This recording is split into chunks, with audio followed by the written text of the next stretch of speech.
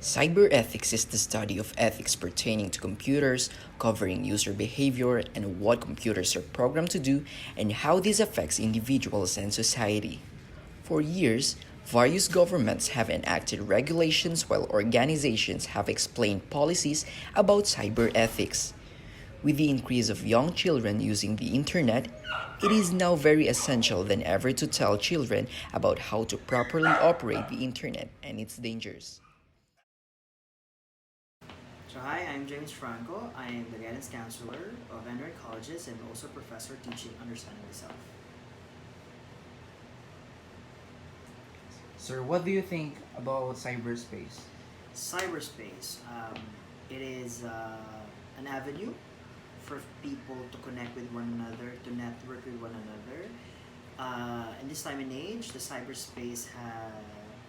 is also a venue for people to sell things, to level up their businesses, to to have multiple multitasking activities done. It's a place wherein it revolutionizes the way we see, view, and do things.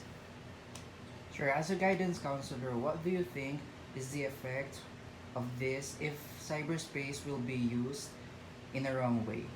Okay. First and foremost, I'd like to also start with saying that there are, because if you're asking about the negative aspect of it, there are also positive aspects of it, and that is something that we need to also recognize. However, if not used properly, being in cyberspace for a long time prevents a person to be in touch with reality, as there are some people who spend so much time there that they become more engrossed in the virtual world and not being attached or in touch with what's happening in the reality. As a result, there are some people who tends to be um, more isolated, more socially detached from the people around them. Another danger also is that there are a lot of people who uses the cyberspace and as an avenue to, in a way, hang their dirty clothes. You know, they post things that would compromise their safety, their identity. So there are some people who would post sensitive information about themselves or personal matters that becomes public consumptions for people who follow them or who are within their newsfeed. I think that's it. All right. I'm Mira Luis. I'm here to introduce cyberspace to you guys. So let's start with the introduction, the definition of cyberspace. Cyberspace is the notional environment in which communication over computer networks occur. Okay. So the history dates back to so long ago. The concept of data communication is basically transmitting data between two different places through an electromagnetic medium, such as a radio or an electrical wire. This predates the introduction of the first computers. Such communication systems were typically limited to point communications between two end devices. So, one example of this is the telephones. Usually, before you would have an operator that would link you to another place. So, in calling my house from another house, I would be linked there. Or an even older example would be the telegraph. The telegraph, you know those things that you tap beep beep beep beep beep beep beep are those codes. The telegraph. So these were end-to-end communication devices that could only transmit from point A to point B. However, now we have this whole network. Everything is intertwined with each other. This you can this is already the cyberspace. So an example would be I'm I'm messaging someone on Facebook, so I'm messaging my friend. From point A, my point, it goes through multiple different networks. to head to him. Okay, that's one of the bases of cyberspace. Another point of cyberspace is right now, if I talk to someone physically, that is the physical space. That is the space that we all live at. However, if I start talking and messaging someone, calling someone, that's already the cyberspace. Nothing physical is in the cyberspace. The cyberspace itself is a network that we cannot see or touch, but we know it is there. So, if we think about the evolution of the cyberspace, it was honestly, it started for the war effort. So, it was a advanced research project agency back in 1969 when ARPANET was created. It connected five sites: UCLA, Stanford, UC Barbara, and the University of Utah. Basically, in 1983, the US Defense Department spun off MILNET, which was part of ARPANET. Okay, ARPANET was the main, is basically the granddaddy of cyberspace.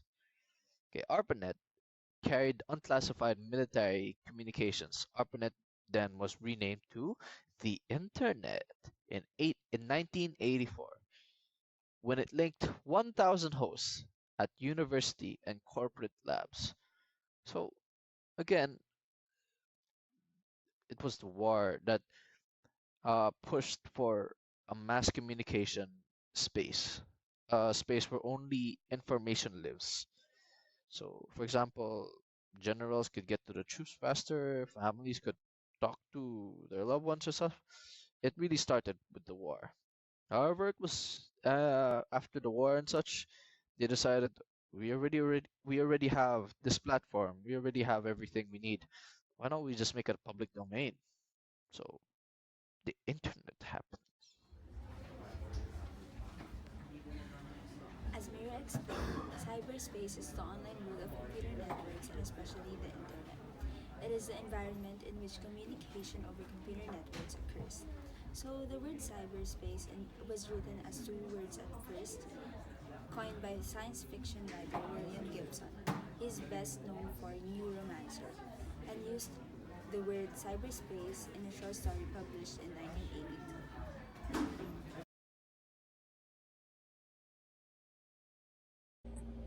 The cyberspace has been the greatest example of the human advancement with all the world, services and products available on the World Wide Web, with all transactions and money flows hugely shifting towards this virtual experience. It has also provided as a breeding ground for frauds, cheating, and offenses. The legal issues that are faced in cyberspace can be broadly be divided into types such as domain name issues and spam. Under the domain name issues, first is typosquatting. This is a practice in cyberspace that feeds on the typographic errors of an intending user while searching the domain name of a site. Here, a person registers a domain name similar to that of a site with high cyber traffic with minor typo error. These sites are filled with links to paid advertisements that generate revenue for the typosquatter, and most of the times the web user surfers tricks or deceive you into believing that you are on the correct site. This diverts traffic away from the intended sites, and many a times they are routed to a competitor site or a pornographic site. Second is cyber squatting. This is when someone has registered a domain name in bad faith that is violating the rights of the trademark owner. They usually intend to extort payment from the trademark owner and keeping the names to sell later or to the highest bidder.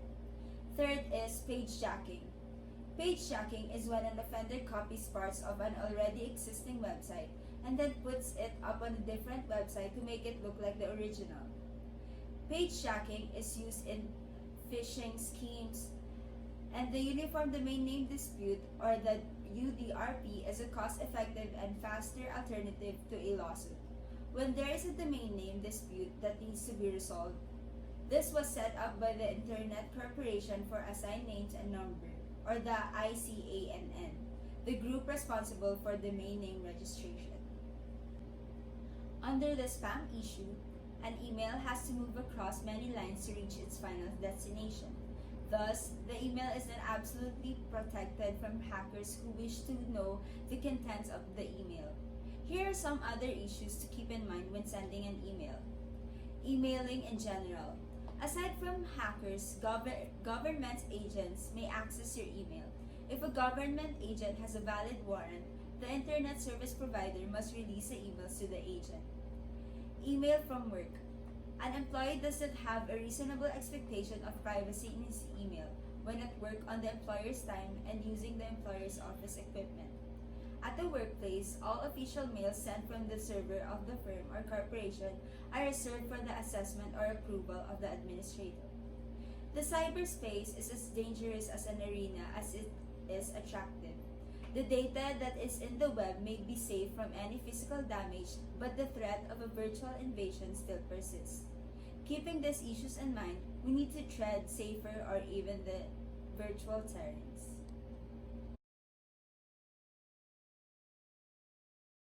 Wait, I'm sorry, I just have to finish my ethics report. It's due very soon. Oh yeah, and by the way, yeah, I saw your post on Instagram. Yeah, I really liked it. Alright, bye. Talk to you later. The applications of cyberspace. I decided to split it into 3 different points. The first being communication, entertainment, then business. So let's get it started, sir. So today, social media as a part of communication is very prominent. Due to that, it has interconnected all of us across the globe. Almost everybody has an account. All sorts of interactions are taking place, from sharing ideas, having debates, and giving your own opinions. And I'll give you a few examples of cyberspace when it comes to communication. The most famous one and the most obvious one, social media. We have spreading news, email, and instant messaging. So about social media, we have different types today. We have Facebook, Instagram, and Twitter, just to name a few. This is where we get to share our personal information and get to interact with our friends and different people across the world. And this could also be used for business purposes as marketing. We have the news. We can view the news in so many different ways today. We can view it from the internet with the comfort of our phones. We have the TV, and we also have the classic newspaper. And this is where we get to understand the different information around us.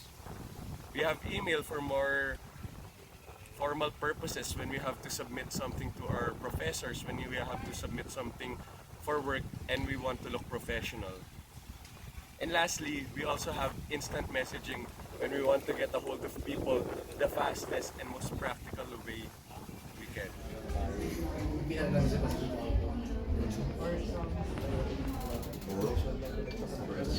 So today, as a part of cyberspace, we'll also be talking about the entertainment side.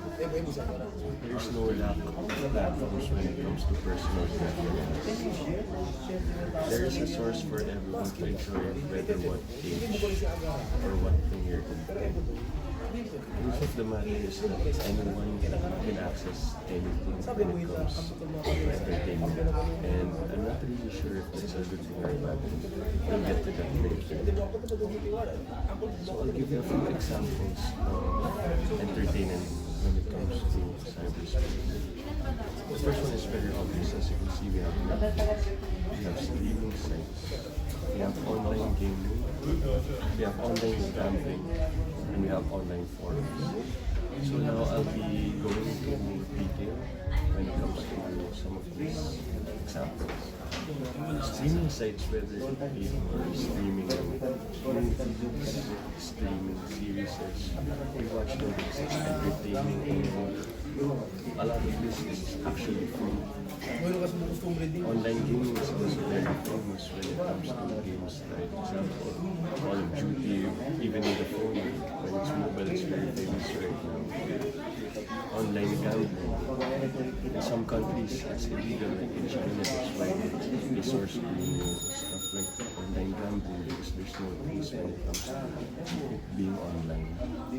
And we also have forums for when we want to look at things that pique our personal interest and we get to meet people who share the same passion. Oh, sir, you're there again. I didn't see you. So now I'll be talking about my last component when it comes to cyberspace. It's business. Businesses today have online platforms as well. They might have originated with only physical stores, but now they also have online counterparts. Some stores even run completely online concepts. Goods and services are also being sold online. Card details, addresses, all of that stuff is being put online for processing. So I also decided to categorize a few examples of cyberspace when it comes to business. So first is actual online businesses, advertising, talent sourcing, and drop shipping. So I'll go into detail with this.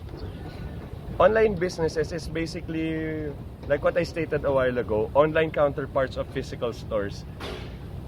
We have advertising. People make money out of advertising today, like you see those small window ads when you open random websites. We have talent sourcing. What I mean by talent sourcing is, example, YouTube personalities or any celebrity inputs. They can make money out of that also. It's actually very lucrative. And we also have drop shipping. The simplest way I can put this is, think of your Lazada and your Shopee. It's basically when sellers don't actually hold the physical items, but in case they're distributors, they use these websites to transport and deliver the products without them even actually touching it. So yeah, that concludes my cyberspace when it comes to communication, business, and also entertainment.